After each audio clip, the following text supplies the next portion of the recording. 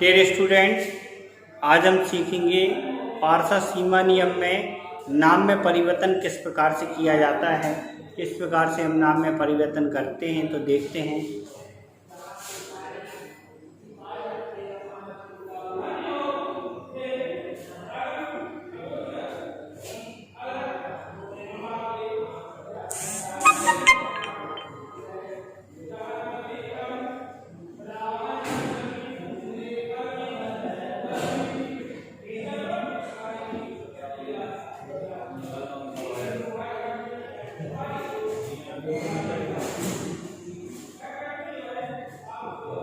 नाम वाक्य में परिवर्तन।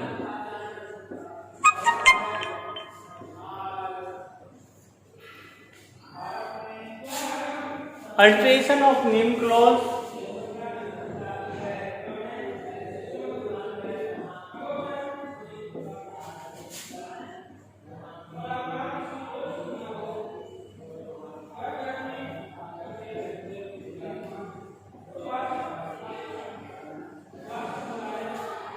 नाम वाक्य में परिवर्तन।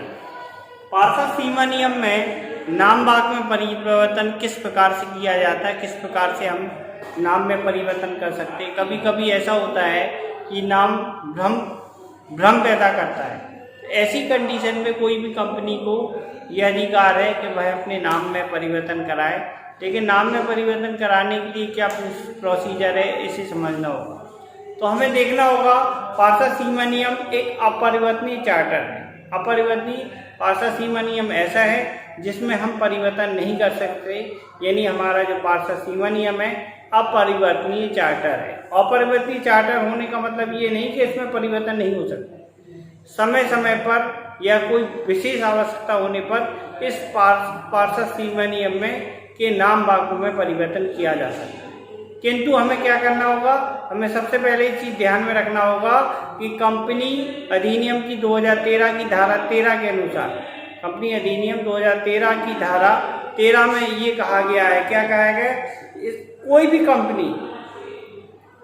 कंपनी विशेष प्रस्ताव पारित करके या अन्य प्रावधानों के अधीन निर्धारित प्रक्रिया का पालन करके अथवा पारसा सीमा नियम में परिवर्तन करा सकती है।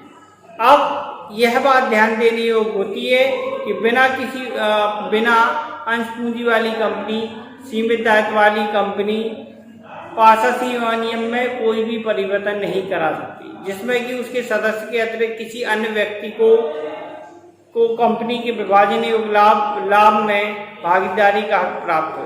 तो इस चीज को ध्यान रखना है। जो अंश पूंजी वाली कंपनी है वो अपने नाम में परिवर्तन करा सकती है। अब वो अपने नाम में परिवर्तन कहाँ तक करा सकती है और क्या प्रोसीजर है, किन प्रक्रियाओं को अपनाना होगा, इस बात को भी हमें ध्यान देना होगा। तो अल्टरेशन ऑफ नेम क्लॉज क्या है। अल्टरेशन ऑफ नेम क्लॉज में सबसे पहले हमें पारसा सीमा नियम में हमें कंपनी अधिनियम की धारा 13 को ध्यान में रखना होगा। सबसे पहले यदि पहला पॉइंट ये है कि यदि कोई भूल से या अन्य किसी कारण से नाम गलत हो गया जो पहले से किसी दूसरी कंपनी से मिलता जुलता है, तो ऐसी कंडीशन में, और रजिस्ट्रेशन भी हो गया, ऐसी कंडीशन में कंपनी को ये अधिकार है कि यदि या तो वो मिलता जुलता हो गया या उससे भ्रम पैदा हो रहा, तो वो अपने नाम में परिवर्तन कराने के लिए कर सकती है।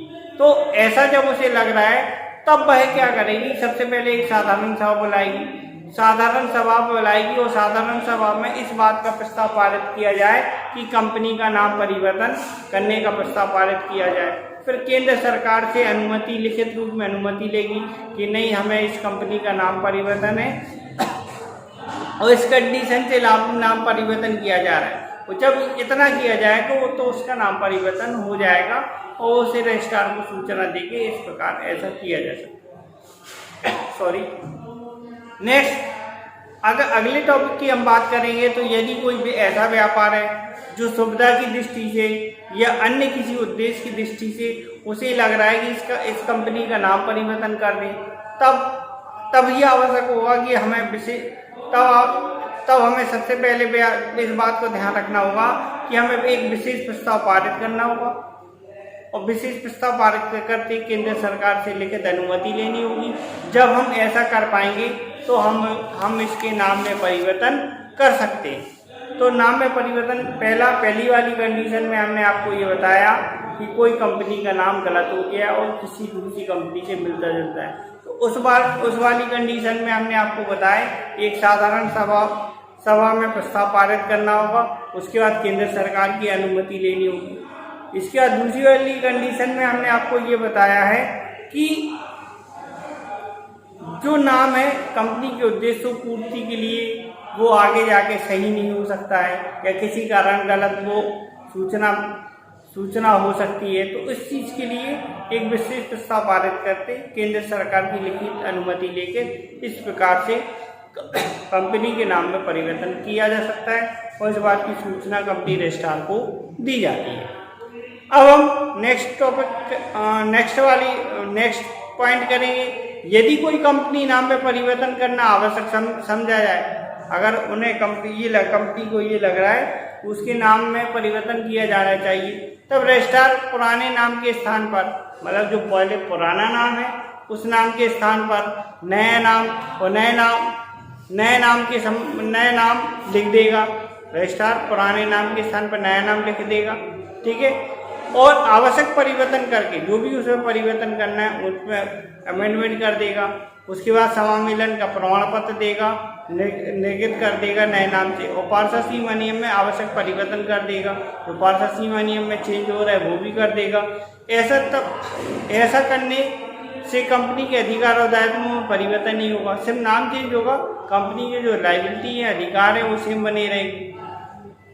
तो ऐसा किया जा सकता। अब यदि एक प्राइवेट कंपनी है और सार्वजनिक कंपनी है, या सार्वजनिक कंपनी प्राइवेट कंपनी में परिवर्तन होना चाहती है, तो वह अपना नाम परिवर्तन करना चाहती है, तब वह अधिनियम के अनुसार नाम में परिवर्तन करने के लिए केंद्र सरकार से लिखित अनुमति की कोई आवश्यकता नहीं होती है।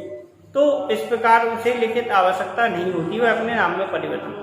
आज हमने नाम वाक्य के अंतर्गत, नाम वाक्य में नेम क्लॉज के अंतर्गत किस प्रकार से परिवर्तन करते हैं नाम में, इस चीज़ को समझा। हमें आशा है आपको नाम में परिवर्तन करना, किस प्रकार से परिवर्तन करते हैं, ये समझ में आ गया।